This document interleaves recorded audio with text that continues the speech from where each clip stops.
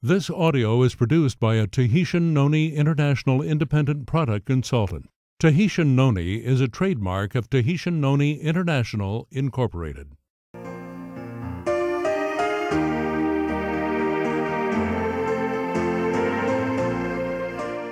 It may be only once in a lifetime that a natural product enters the marketplace, creating an entirely new billion-dollar industry, impacting the lives of millions. Tahitian Noni International is just such a company, with the vision and determination to bring noni to the world marketplace for the first time ever with Tahitian Noni Juice. I'm going to take you back in time to 1996, at the humble beginning of this company, to let you hear the original recordings by a few of the 5 founders. In the first segment of this recording, you'll hear from the 2 food scientists, John Wadsworth and Stephen Story, as they discuss all the challenges that they went through to bring Tahitian Noni Juice to the world market.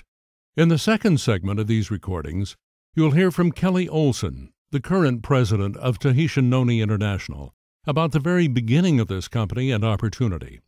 He forecast what this product and opportunity would become for people from all walks of life, looking for both better health and success in network marketing.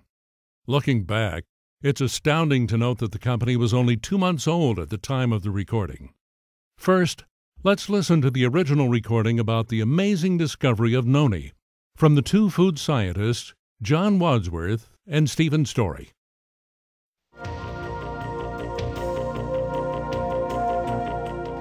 Well, my name is John Wadsworth, and my partner Stephen Story and I, we're in the business of developing food and have been for many years. My name's Steve Story, and John and I are both food chemists. We're both graduates of Brigham Young University in food science and nutrition. And once we graduated from BYU, we had about 50 people who wanted to come and see us. And so I went with MetaFresh and got right involved in research and development. John went into the management program for Safeway Foods and ice cream, and he developed ice cream formulas and manufactured ice cream for Safeways.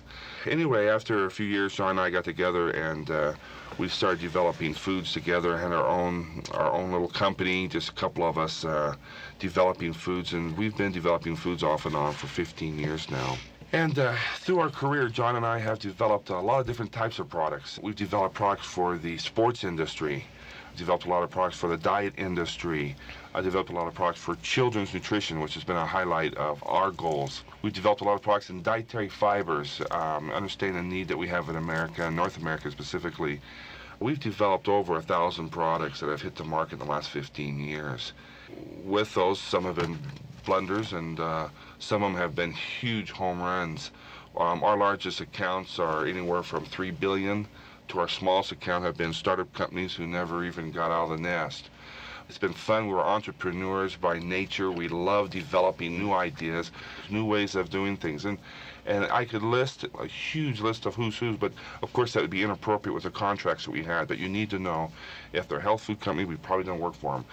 If they're a sports nutrition, we've probably done work for them. We've owned our own plants and have been bought out by major conglomerates who wanted to have all of our research and development so they could compete more effectively with their competitors. So we've had a lot of fun, but in the last few years, John and I have just got together and spent our time focusing on very, very high-tech products. As you can see, John and Steve were very well-known food scientists and had enjoyed great success. They reached a point where they were looking for unique products that could truly make a difference. Steve and John had heard about a fruit called noni that grows in French Polynesia. They began taking trips to Tahiti and were hearing about amazing things about the fruit that sounded too good to be true. They decided to bring the fruit juice back to the U.S. for testing, even though it was unflavored and very unpalatable.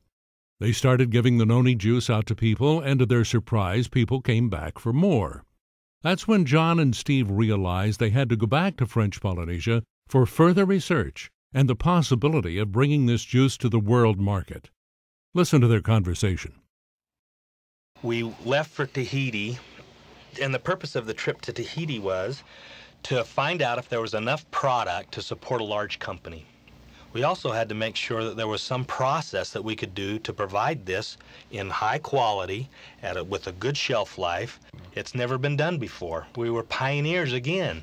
And so we had to make sure we went through the proper steps to make sure that we could deliver this in a good quality product, high quality product commercially, that it would be safe. When we arrived in Tahiti, we really didn't know anybody. We just started talking to people and asking people about this product, the no-no. And it was very interesting. As you know, the Tahiti is French owned, and so there's the native Tahitian people there, and there's also French people there. Whenever we talked with a Tahitian, a native Tahitian, they knew about no-no. They knew their grandmother took no-no, or their mother gave it to them when they were a kid, and whenever they were sick, they gave them no-no. Whenever we talked with a French person, they didn't know the foggiest about the fruit. They didn't know what no-no was. And so this was very interesting to us, that the native people, they handed this down from many generations, and it's still being handed down now. Well, this became interesting to us because if they're taking it for over 2,000 years, it's got to do something, or they wouldn't keep doing it. Well, we started doing the research on, is there enough product here to support a large and fast-growing company? And we started going to different islands in the French Polynesia. There's over 140 different islands there in French Polynesia, and so we started just going to a few of them. And so we heard that there was a lot of fruit in the Marquesas Islands, and as we look at the map, we find out that the Marquesas Islands is halfway home. It's halfway to LA. And to get there, the airfare is more expensive to get to the Marquesas Islands from Tahiti than it is from LA to Tahiti. And so we wanted to be very careful and make sure that there was fruit on the island of Marquesas. And so as we did the discovery preparing for this trip, we found out that we needed an interpreter. So we were talking with this native Tahitian there and talking to him about Marquesas Islands, and he called over there to some people that he knew to arrange for this trip and make sure that there was some no-no fruit there. In his conversation, he learned that we needed a second interpreter that knew the Marquesian language. And so going over there, we had to take 2 interpreters over there with us. One that knew Marquesian and French, that could listen to the Marquesas people speak their native language, and then interpret to our other interpreter in French what they said, who would then interpret to us in English what the Marquesians said. Because of the cost of this trip to go over there, taking 3 people over and the expense, I wanted to make sure that there was a lot of fruit there. And so I kept telling this interpreter, make sure that there's a lot of no-no fruit there. And so he would call every day and talk to these people. And I would hear him on the phone talking in French about the no-no. And they were saying on the phone that there's a lot of no-no over here. We have more than we want, and we want to get rid of it. And so I began to become very excited because they have so much no-no over there. So the day came when the trip we were to leave, and I asked this interpreter to make sure that there was a limousine at the airport and that we'd be well cared for while we were there. And he says, oh, don't worry, we'll make sure that you're well cared for. And we get up really early in the morning because the flight leaves about 6 a.m. And we go to the airport and we get on this flight, and it's an airplane. It's not a jet, it's an airplane with 2 propellers on it. And the flight is just packed, and there's about 20 people on this flight. And there's very little air conditioning in this plane. And it starts, the motors start, and the plane begins to shake. And we take off, and we're in the air, and we're flying over the Tuamotu Islands and all these islands, and it's a very pretty flight because we're low to the ground. But it's a 5-hour flight. 3,000 feet above. Yeah, about 3,000 to 5,000 feet above the ocean, and we're in there, and it's just vibrating the whole time. And we're in there, and we're just shaking, and the plane's going. You know, after about 2 hours of that, you're ready to jump out and bail out with your parachute. But 5 hours of that is just too much. We finally arrive at the island of Nukuhiva. And before we land, we fly around the island, and I can see the town that we're going to go to. But we fly to the other side of the island to the airport, where the airport is. The reason the airport's there is because that's the only flat place on this island long enough to put an airstrip, because it's just a volcano shooting out of the water. And so we finally land, and when we get off the plane, we're still shaking. we can't stop our legs from shaking and our hands to shaking because this plane was vibrating so much for 5 hours. And you're just exhausted by the time you land. I tell this interpreter, I say, well, go get our limousine and get our hotel. I'm ready for a nap, you know.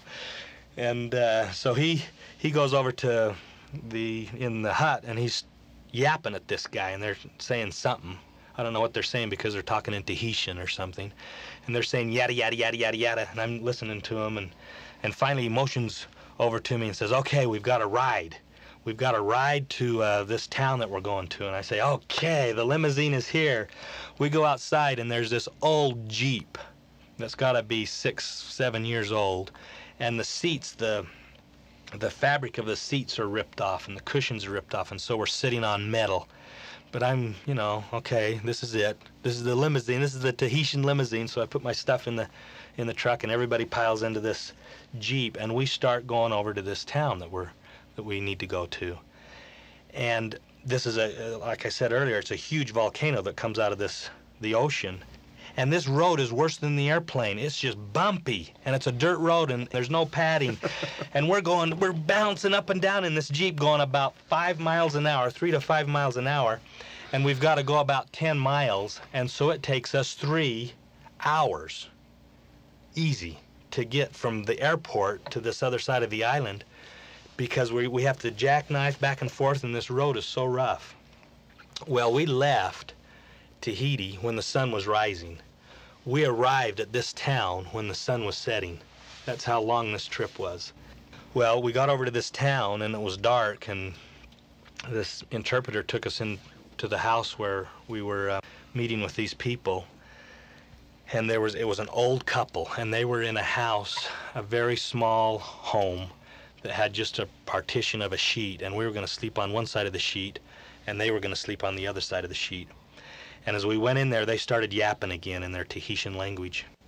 And they were talking about this no-no and the noni. This is the first time I've heard of noni. And they were saying about a bug. I knew they were saying something about the bug. And I learned that later that they were talking about the no-no is a mosquito over there, that if it bites you, it can make you sick. And they have a lot of this bug over there in Marquesas. And when I heard that, I just became ill, because all this time when this gentleman was talking on the phone to make sure there was a lot of no-no over there, they were talking about a bug. When the interpreter was talking about a fruit, they were talking about a bug, and they both thought they were talking about the same thing. And so I was just ill, and I told this interpreter. They have a lot of bugs, but no yeah. fruit. And it's what it is the fruit in Marquesas is called noni, N-O-N-I, and the bug is called no-no, N-O-N-O. Now, on the island of Tahiti, the fruit is called no-no, N-O-N-O, and the bug that they're talking about is called noni, N-O-N-I. And so it was a miscommunication, and we went on this great trip, and it was terrible, and I was sick, and so I just left, and they were talking Tahitian, and I just left and went down to the beach. That night? This gentleman came down at the beach at night later and said that, yeah, they were talking about the bug all this time, but there is a lot of noni here. And so we started talking about the fruit noni. The next day, we went around the island to look for noni fruit. And we found out that there was a lot of noni fruit in these islands. In fact, they have a valley, which they call Noni Valley. The reason they call it Noni Valley is because there's so much fruit in that valley that it stinks. The valley stinks. People won't live in that valley because it smells so bad. And they'll send their pigs over there and run wild, because the pigs love this fruit, and they actually use the fruit to make the pigs healthy and whatnot, to deworm them and to do certain things like that. And so they let the pigs run wild in that valley because the pigs are so healthy. We also wanted to meet with the people in Nukuhiva, so previous to the trip, we called the radio station and asked them if they would just put an ad on the radio station to have all the native Tahitians come to the town hall at 9 o'clock on one of these mornings that we were there, and we would have a meeting and talk about the noni. And the ad was really cute. The commentator on the radio would just say that, hey, there's some Americans over here, they want to talk about the noni, they want you to come to the town hall and tell your experience with the noni. and that they're going to actually produce the noni and sell it in the States. And so don't cut down your noni anymore. It's going to be worth something to you, and so don't cut it down anymore. It's a good plant. And so save your noni. Save your noni. And so you have to understand that on Nuku Hiva that the unemployment is supposed to be somewhere between 75 and 80%, and that the only jobs that are offered at all on Nuku Hiva are those who work for the government, the state, you know, French Polynesia or the French government.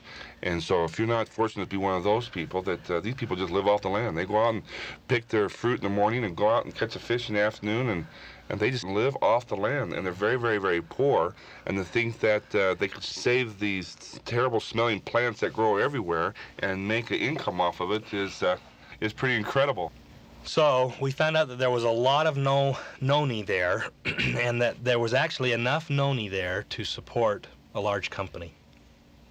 So that was very exciting. The next morning we were to have this town meeting with all the natives, and I told the interpreter that we need to be there on time, and that I told the interpreter what the meeting would be about and whatnot. So he organized the meeting, and the next morning I woke up and I was all ready for the meeting, and it became 9 o'clock and the interpreter wasn't there, and it became 9:15 and he still wasn't there, and 9:30 and 9:40, and at about 9:40 I saw him drive in front of the place that we were staying, and I yelled at him. I says, "Hey, where you going? We're 40 minutes late to this meeting." And he sort of just waves at me as he's driving by. And I'm very nervous because all these people are going to be there, I'm thinking, and they're there for us, and we're not there yet. And so I'm thinking that, boy, they're going to be there, and then they're going to go away, and they're not going to like us anymore. And so he comes back about 10 minutes to 10, and he says, "Oh, don't worry, we'll go there, and they'll be fine." And so I say, "Come on, we gotta go, we gotta go. We gotta be there, and we're 50 minutes late now. And by the time we get there, we're gonna be an hour late." And so I was really nervous and uptight, and he was just the Tahitian way, you know, "It's okay, don't worry. Be happy." Yeah, be happy. And so we get in the car and drive over to this town hall, and we get there, and nobody's there. And I look at him and say, "See, they've come here, and they've gone because we're so late." And he looks at me and he says, "No, no one's come yet." And so about 10:30, people start coming in to this 9 o'clock meeting, and at 11, everybody's there.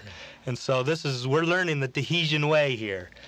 And we get about 50 people in this room, all of them native Tahitian people. We take a few moments and just tell them what we want to do with this plant. We want to manufacture it commercially and put it into the market in the United States and throughout the world. And they started telling some experiences that they've had with the no-no. And it began to become that everybody in the room was talking with somebody else in this language. And sometimes there was 3 different languages being spoken in this room. Simultaneously. Yeah, and so you couldn't, it was just like a dull roar. You couldn't understand anything that was being said, and there was 3 different languages, and everybody was talking. And then this old man, the patriarch of Nuku Hiva, he began to speak.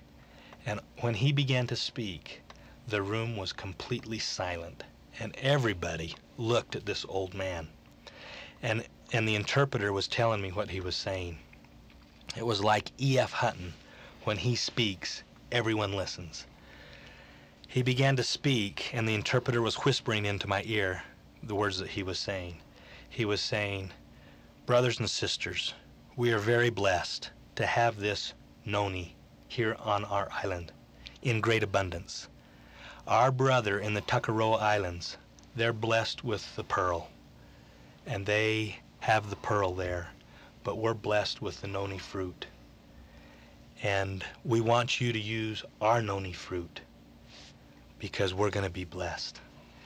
And there was a real chill that came through the room when he was saying this thing, how blessed those people were to have the noni fruit, and how blessed they'll be when we start buying their fruit. That was just a great experience to be there and to feel of the great spirit that these people have. And faith. A lot of faith. Mm-hmm.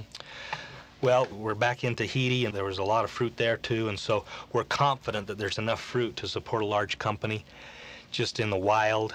And then we meet with the government, and we're over at the agriculture department with the government, and they have an old book the military book that shows that the product was approved as a food by the U.S. government in World War II. It was interesting, while we were there, that we found, as we were there with the Ministry of Agriculture and over in the research labs of the agriculture there in French Polynesia, we found this military World War II book, and right in there had Marinus citifolia, can be eaten, is good for medical uses and everything else. And the other thing that was interesting about that is we found out later that because of that experience during the World War II, that nono, or noni, the fruit, has been put on the GRAS list. Now, the GRAS list is generally recognized as safe. So a tomato or juice or peach juice or grapefruit juice, those would all be on the GRAS list. And so it's exciting to us to know that that noni is already on the GRAS list. And this is incredibly important because it's already been studied and approved by FDA. Yeah, that was a great discovery that we made, because it made it very exciting for us that we didn't have to go through all the approvals, and we knew we could get it into the States.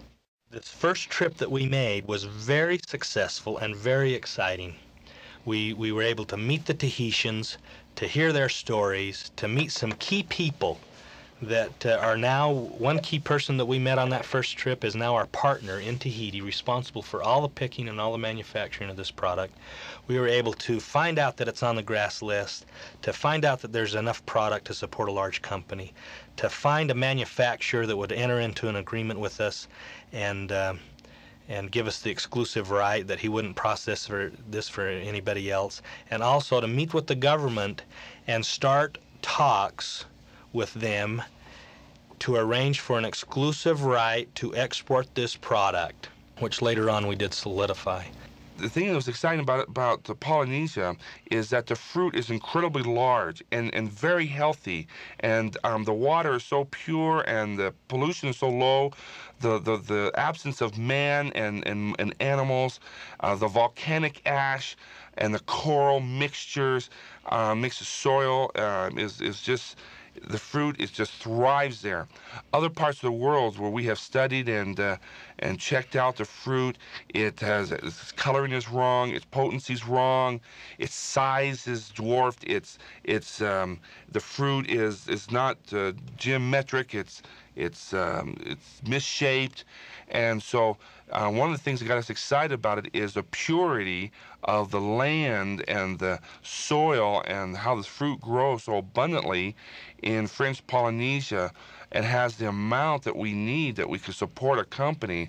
And all these things came together, plus the government working with us, plus this labor force of people who desperately need jobs and need the blessings of some income in their lives, plus their own personal conviction and belief in the product, because these are the Polynesians, these are the people who founded the product. I mean, it's just, it's gold. Well, when we got back from that first trip, there was still a lot of work to be done, and we thought that we were at the stage where we could start showing it to companies.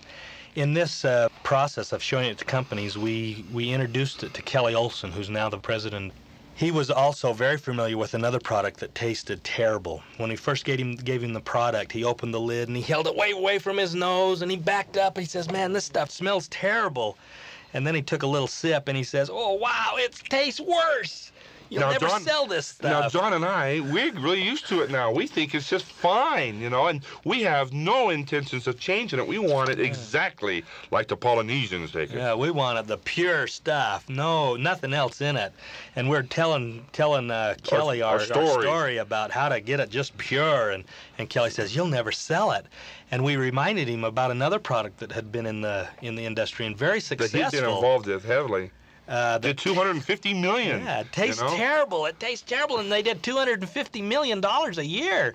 And Kelly answers very, very softly and very succinctly, "What do you think they would have done if it tastes good?" And Steve and I look at each other, and he says, "He's right. We've got to flavor this thing."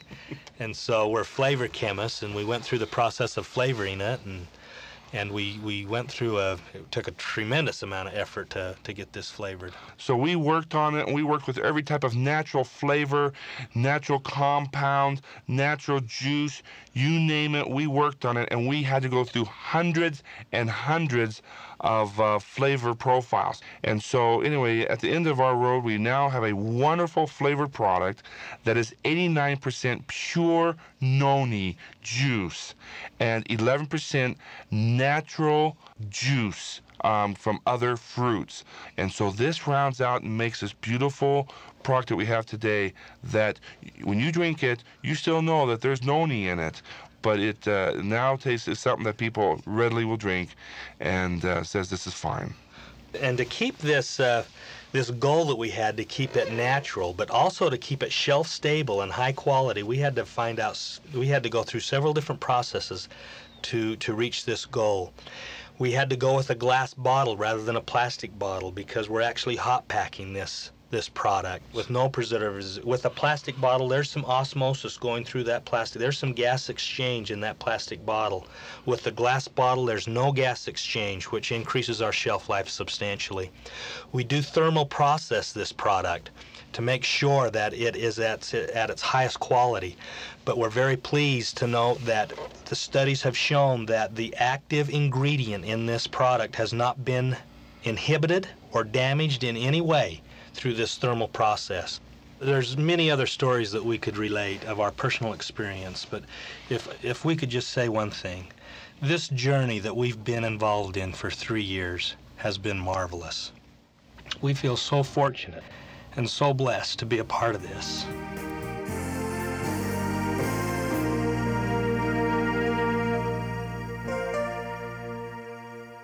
Now I'd like you to hear what Kelly Olson, who is now the president of Tahitian Noni International, had to say back in 1996.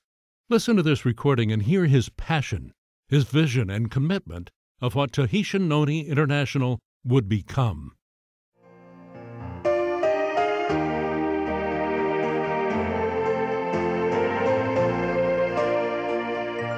My name is Kelly Olson. I did something a couple of months ago, actually in June of 1996, that a lot of people think was not too bright. I was the vice president of sales and marketing for a large and well-established network marketing company. And in June of 1996, I left that position, just walked away, to join 5 other individuals to begin a brand new company. The company's name is Mirinda. And I guess I'd like to just take a minute or two and tell you what led up to this decision that I made, because I think that there are a lot of individuals who have been confronted with the same kinds of things that I have been, and maybe you'll relate to some of my story and some of the things that I've observed over the last couple of years. I have been in network marketing now, been associated in network marketing for some 18 years. As a distributor, a vendor, a consultant. I've been on the senior management staff of 2 of the largest network marketing companies in the industry, 2 very good companies. I'm absolutely convinced that network marketing fulfills 2 very important needs that we have. Number 1, as a vehicle to bring unique products into the lives of millions of people. And number 2, as a way for individuals like me, like you, like everybody that we meet, to earn an income. Sometimes just a part-time income, and sometimes quite an impressive lifestyle-changing income. And I've seen this happen time and time again, hundreds and hundreds of times over the last 18 years. And so I believe in network marketing. It works, and I believe that it's as important today as ever. Actually, the concept is decades old, and yet there are more people today that need this concept, need the products and need the income than ever before. And yet there seems to be so many individuals who have been beat up, burned out, have not achieved the success, who had their dreams dashed, just fed up, and don't really believe in it anymore. And as a marketing person, working with the network marketing industry, this has come to my attention time and time and time again. And so there seems to be an incongruency. It's as important today as ever, and yet people seem to be getting more and more difficult to be touched by a network marketing concept. Now, why is that? I have to tell you, I think it's very apparent why that is. As I look at the industry today and where it started decades ago, the concept has become adulterated. Today, instead of companies beginning with the idea of finding a product that was so unique and so important that the only way that they could really get it into the market is by spreading the word person to person, the companies are starting up not caring really too much about the product at all. As a matter of fact, I've heard many times, not just a few, but many times over the last couple of years, the product really doesn't matter. If you've got a good marketing plan, the product doesn't matter. If you've ever heard this, and I'm sure you have, and I've heard it many times, the only person that would make a comment like that, or the only company that would make a comment like that, is a person or company where truly the product really doesn't matter to them. And I guess in my heart, if the product doesn't matter, nothing else matters. Because when there isn't that product, that tie, that belief, that strong glue that binds a person to a company or a concept, everything falls apart sooner or later. And you'll see it. Something may be successful today, but if they're not cemented to a product concept, and that product concept is truly unique and important, then sooner or later, and it's more often sooner than later, that company won't be around. And that's why we've got the carnage. That's why we've got the people they've just thrown their hands up in the air and said, I don't want anything to do with this anymore. And I've talked with, since we've begun this company, I've talked with many people who have said, Kelly, I'm tired of working programs for companies that don't care about me, that don't care about the product, that aren't bringing anything important into anybody's life. That's why there's so many people that haven't really given up on networking, but they've given up on the companies. And they look around trying to find someone, some shining light, some beacon that has put it all together, some company that understands clearly that you cannot be successful over the long term in any business, let alone network marketing, with a product that is like everybody else's. And I mean, that is marketing 101. And so the individuals that I'm talking to on the phone are simply saying, where is a home? Where is something that we can put our energy into? We don't want to continually build companies just to watch them crumble underneath us.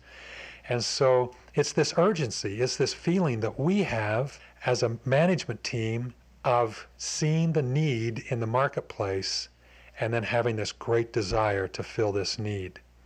You know, the market has always rewarded companies with a unique, exclusive product, with a pure mission, with an unbeatable concept.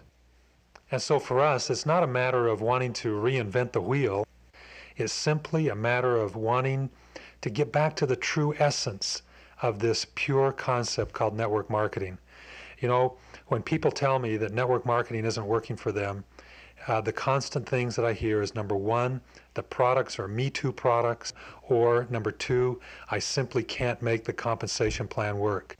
So when we developed Morinda, we wanted to make sure that we took care of those two things, because our belief is strongly that if those two things work, the product is unique, exclusive, it works, and people can get emotionally attached to it, and the compensation plan is designed in such a way that even brand new people with no networking experience can get in and earn an income. When those two things are working side by side well, the company is going to be successful and people are going to have a great experience.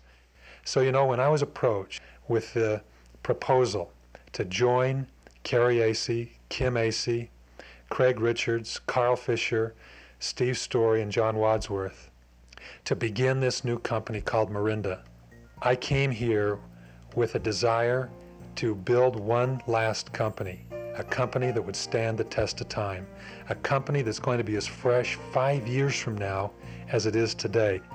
We can offer our distributors something that very few companies can ever offer their distributors, and that is the opportunity to represent a product that people cannot find anywhere else. The product existed before the company did. It took nearly 3 years to develop the process to bring this product to the marketplace. There was great patience in that process. And the product was developed and in bottles and in cartons in a warehouse before the compensation plan was developed, before the business plan was developed. The product existed first. And because the product existed first, everything else fell into place perfectly. The company, the marketing plan, the support systems were all developed to support this product. That's the way it should be. You know, right now, we're only about 2 months old, and already we can sense the magic in what we're doing. We can sense the enormity of the mission. We can sense that we have got something here that is truly, truly unique. And we know that as this becomes better known, as Morinda, as Tahitian Noni touches the lives of more and more people, that it's going to be like water to dry ground. And that individuals who have long given up on network marketing, long given up on the concept of home-based business, long given up on ever finding a product that they can ever believe in again, are going to literally run to Morinda. We see that, we know that's going to happen, and you know something, we want you to benefit right along with us as that wave hits and as we enjoy that growth. So join us.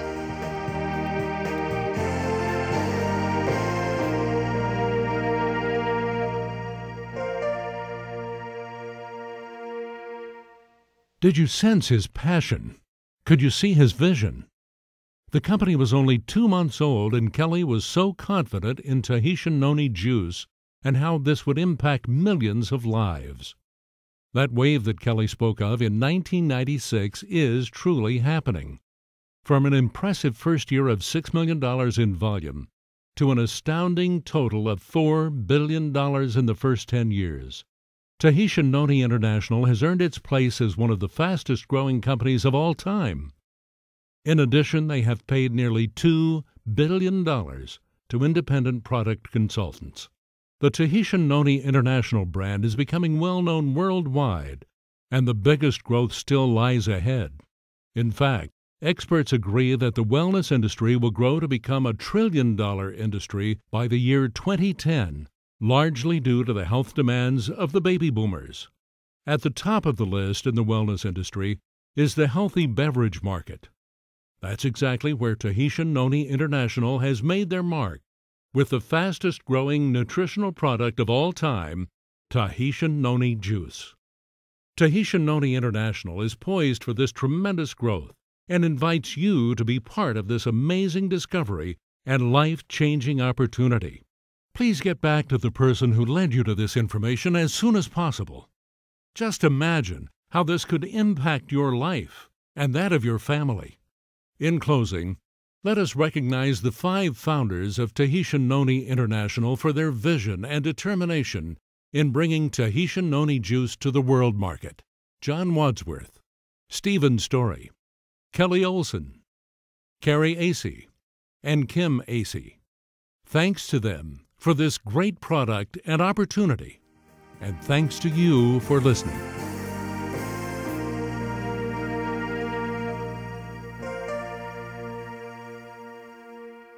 Copyright 2006 NWM Tools, LLC. NWM Tools produces and distributes network marketing tools that are created and used by successful network marketers. To order additional copies of this recording or other marketing tools, please visit nwmtools.com or call 1-800-970-8641.